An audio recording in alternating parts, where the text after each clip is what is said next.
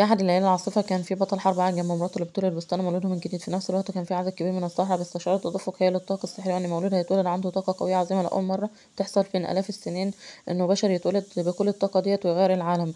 وفعلا بتشرق الشمس ومرات الراجل بتولد طفل بصحة جيدة واللي بيسمى سندباد. الشخص اللي في يوم من الأيام هيحتل المحيطات السبعة ويصبح الملك. بيعدي الوقت وبيتعرف إن في حرب دايرة بين مملكة برتريفيا إمبراطورية ريم وجوه إحدى القوى التابعة لمملكة. بيبقى أحد الجنود مجتمعين بيحتفلوا بانتصارات مملكتهم.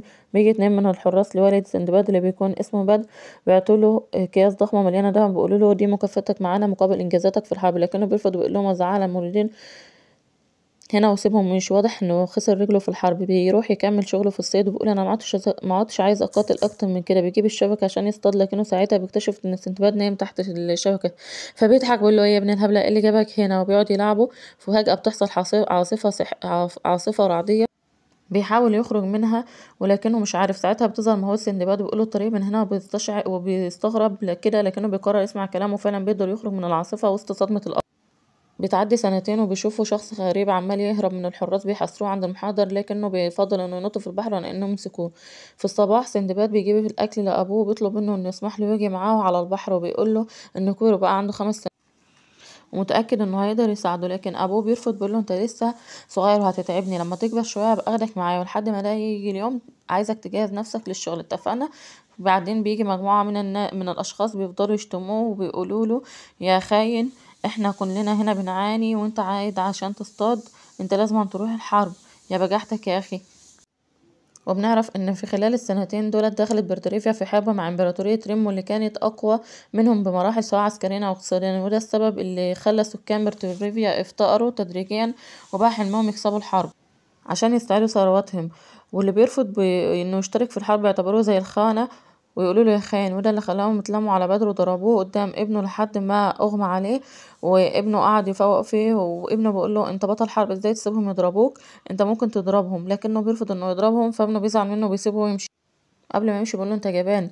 ابويا مش لازم أن يكون جبان، انت جبان وانا زعلان منك. وبعد كده بيرجعوا البيت وكل واحد فيهم زعلان من التاني. فمراته بتحس ان في حاجة حصلت بينهم، فبتسأل بدر ايه اللي حصل. فبدر بيطلب من ابنه ان هو يروح يجيب لهم مية، وانه كبر ويقدر يشتري المية، فبيشتري البرميل عشان يروح يرميه مية. ففجأة بيلاقي واحد واقع فيه، فبيقول لابوه الحق ده غريق، فبيجيبوا الغريق ده عشان ينقذوه. فبعد ما بيصحى بيقولوا له ان ابنه هو اللي انقذه، وبيقعد يشكر للولد ده وبيقعد يحكي للولد ده حاجات غريبة. فسندباد بيطلع فوق الراجل وبيقول له انت ازاي شعرك اصفر كده؟ فبيقولوا ان في ناس الوان كتير والناس كتير شعرهم متغير، وفي بلاد كتير مختلفة وفي حاجات كتير مختلفة، لان سندباد ما بيخرجش من القرية اللي فيها، فهو مش عارف اي حاجة في اي حاجة وبيصدق الراجل وبيقعد يسمع حكاياته وكان مبسوط منها.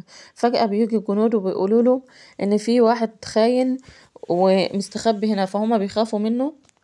هما اصلا ما يعرفوش ان اللي عندهم ده الخاين. فالجنود بيشوفوا احذية كتير قدام البيت فبيزقوا الباب عشان يدخلوا جوه، ولكن مراته بتحاول تمنعهم، لكنهم بيلاقوا الراجل ده وبياخدوه وبيوصفوا ابو سندباد ان هو خاين وان هو خبى الخاين عنده. فبيخطفوا الولد ابنه وبيقولوا له انت ازاي تعمل كده؟ فبيقول لهم ايوه انا خاين وانا جاسوس هنا، وانا لازم اخدك معايا عشان تقولي الاسرار بتاعة الحرب، لكنه بيرفض. فبقول له خلاص انا هاخد دارة هنا معايا.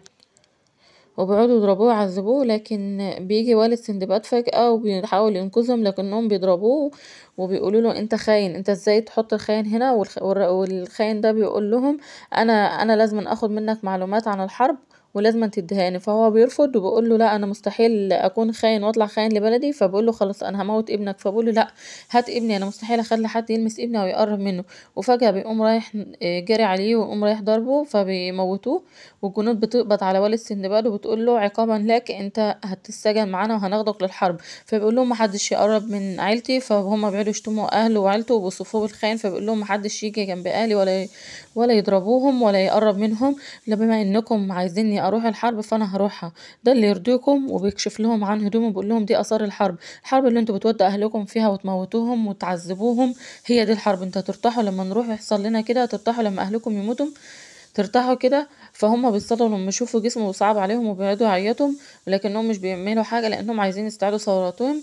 فهو بيقدر ان هو ينقذ ابنه وبيمشي معاهم يروح الحرب معاهم. وبعد 3 شهور بيعرفوا ان والد سندباد مات في الحرب.